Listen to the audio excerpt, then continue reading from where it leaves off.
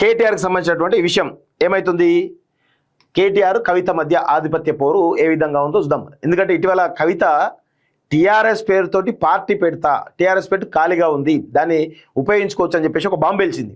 మరి ఈ క్రమంలో కేటీఆర్ ఏమంటున్నాడు, తండ్రిని ఏడిపించొద్దు, మరి బిడ్డను మీరు చెల్లని ఏడిపించారు కదా, చెల్లె దగ్గర పోయి మాట్లాడితే అయిపోతుంది కదా, ఎందుకు చేయలేకపోతున్నారు?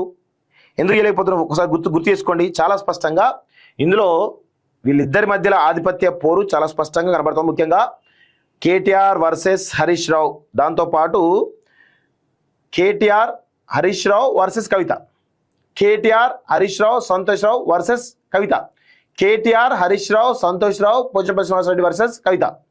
సో కవితను ఎన్ని రకాలుగా ఇబ్బంది పెట్టిరో చూస్తూ ఉన్నాం. సో కవితను ఇబ్బంది పెట్టిన క్రమంలో మొత్తానికైతే పార్టీ చాలా పెద్ద ఎత్తున డ్యామేజ్ అవుతా ఉంది. బీఆర్ఎస్ పార్టీ చాలా పెద్ద ఎత్తున, మామూలు డ్యామేజ్ కాదు, ఒక రేంజ్లో డ్యామేజ్ అవుతున్నట్టుగా కనబడతా ఉంది. సో ఇప్పుడు ఏమంటుండు, తండ్రిని ఏడిపించొద్దు అంటే తండ్రి కుమిలిపోతుండ్రు. కవిత విషయంలో తండ్రి చాలా పెద్ద కుమిలిపోతుండగా తెలుస్తూ ఉంది. కవిత పార్టీ పెట్టాలనుకోవడం ఆమె వ్యక్తిగత సమస్యలతో పెట్టే పార్టీలు సక్సెస్ కావు. 100% వ్యక్తిగత సమస్యలతో పెట్టేటువంటి పార్టీలు సక్సెస్ కావు అనేది చాలా స్పష్టంగా అందరూ కూడా తెలుసు. ఒక ఐడియాలజికల్గా, ఒక సమస్య పరంగా, ఒక ప్రాంతీయతత్వం పరంగా పార్టీలు నిర్మితమైతే సక్సెస్ అవుతాయి. ఇప్పుడు అన్నా డిఎంకే కానీ, డిఎంకేలు కానీ, లేకపోతే తృణమూల్ కాంగ్రెస్ కానీ, ఏ పార్టీ అని తీసుకోండి, ఒక నేపథ్యం ఉంటుంది.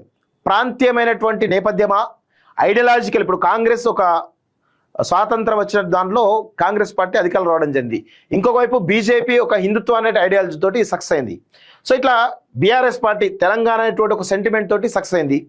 సో ఇట్లా పార్టీలు ఎప్పుడైనా కానీ ఒక వాదంతో, ఐడియాలజీతో ఉన్నప్పుడు మాత్రమే సక్సెస్ అవుతాయి. వ్యక్తిగతమైనటువంటి కక్షలతోటి పెడితే సక్సెస్ కావు. ఇది చరిత్ర చెప్తుంది. అందులో వాస్తవంగా కేటీఆర్ చెప్తున్న విషయం కూడా కరెక్టే. కేటీఆర్ చెప్తున్న విషయంలో కూడా ఇది మనం ఏకీభవించాల్సిన అవసరం అయితే ఉంది. మరి కవిత మరి వ్యక్తిగత ఎజెండాతోటి, వ్యక్తిగత సమస్యలతోటి పార్టీ పెడుతుంది. మరి సక్సెస్ అవుతా లేదా అని చూడాల్సిన అవసరం అయితే ఉంది.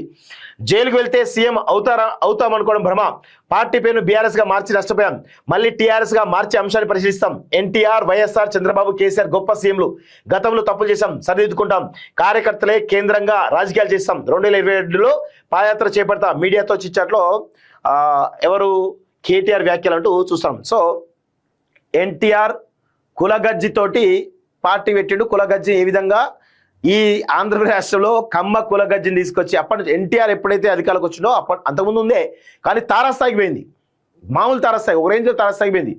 తర్వాత వైఎస్ఆర్, ఇక అది కూడా అదే పరిస్థితి. చంద్రబాబు మళ్ళీ Kamma politics, Reddy politics, Velama politics. వీళ్ళు గొప్ప సీఎంలట. అంటే కులాల పేరు మీద అధికారులకు వచ్చిన వాళ్ళు, కుల ఆధిపత్యాన్ని ప్రదర్శించి అధికారం చెలాయించే వాళ్ళు గొప్ప సీఎంలు ఎట్లా అవుతారు? ప్రజల కోసం పనిచేసే వాళ్ళు గొప్ప సీఎంలు.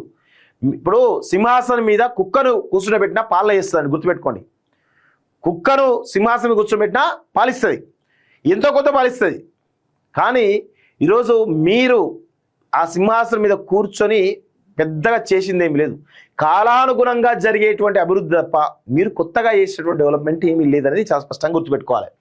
సో ఇక 2027లో పాదయాత్ర చేపడతా అది ఇది అని చెప్పేసి చాలా స్పష్టంగా ఈయన చెప్తా ఉన్నారు, కేటీఆర్ చెప్తా ఉన్నాడు. సో దీనికి సంబంధించి ఒకసారి డీటెయిల్గా మనం మాట్లాడేటువంటి ప్రయత్నం చేద్దాం.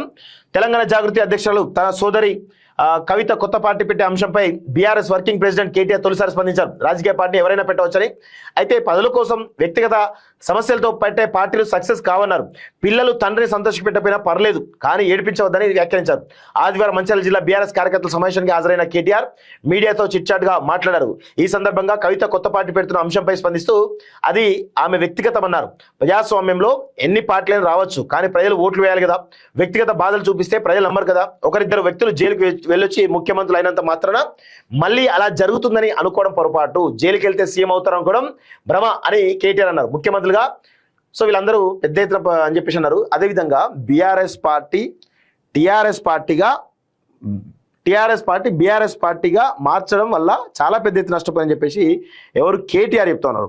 సో మరి కేటీఆర్ చెప్తున్నారంటే అంటే వాళ్ళకు చాలా స్పష్టంగా అర్థమైపోయింది ఏం జరుగుతోంది ఏంది అనేది చాలా స్పష్టంగా అర్థమైపోయింది. బీఆర్ఎస్ వల్ల భారీ నష్టం చేకూరింది. ఎందుకంటే బీఆర్ఎస్ పార్టీ ఒక జాతీయ పార్టీ చెప్పుకునే వాళ్ళు, ఆ తర్వాత టీఆర్ఎస్ పార్టీ ఒక ప్రాంతీయ పార్టీకి ఉన్న అడ్వాంటేజ్ ఏవి ఉండవు. ఎందుకంటే ఇప్పుడు టీఆర్ఎస్ పార్టీ ప్రాంతీయ పార్టీ లేదు కాబట్టి తెలంగాణ బ్లాండ్ అంబాసిడర్ ఎవరు ఉండాలి?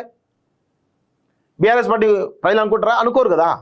సో కేసీఆర్ ఉన్నన్ని రోజులు మాత్రమే ఈ పార్టీకి మనుగడ. కేసీఆర్ ఒక్కసారి జరిగింది అనుకోండి, ఈ పార్టీకి మనుగడ ఉండదు. చాలా స్పష్టంగా గుర్తు, మనుగడ అసలే ఉండదు. సో ఇక మళ్ళీ బీఆర్ఎస్ని టీఆర్ఎస్ పార్టీగా మార్చే ఆలోచనలు ఉన్నామని చెప్పేసి అంటున్నారంటే ఒక చర్చ బలంగా జరుగుతుంది. అంటే ఈ చర్చను తీసుకొచ్చిన ఎవరు? కవిత. మొన్న రీసెంట్గా కూడా టీఆర్ఎస్ పెడితే ఎలా ఉంటుంది, స్పేస్ ఉంది కదా అని అంటున్నది. అంటే అర్థం చేసుకోండి, టీఆర్ఎస్ పార్టీ ఏమైనా రీసెర్చ్ చేస్తుందో కవిత. తెలంగాణ ప్రజా జాగృతి అనేది ఒక వర్షన్ తెలుస్తూ ఉంది. కానీ టీఆర్ఎస్ పెడితే ఎట్లా ఉంటుందని ఆమె ఆలోచిస్తున్నట్టుగా తెలుస్తూ ఉంది. మరి అది ఎక్కడ వరకు పోతుంది ఏంది అనేది చూడాల్సిన అవసరం అయితే ఉంది. మొత్తానికైతే బీఆర్ఎస్ని టీఆర్ఎస్గా మారిస్తే ఎట్లా ఉంటుంది ఆలోచిస్తామని చెప్పేసి చాలా స్పష్టంగా ఎవరు కేటీఆర్ చెప్తున్నారంటే ఇది ఎక్కడికో తేడా కొడుతుంది, 100% తేడా కొడుతుంది.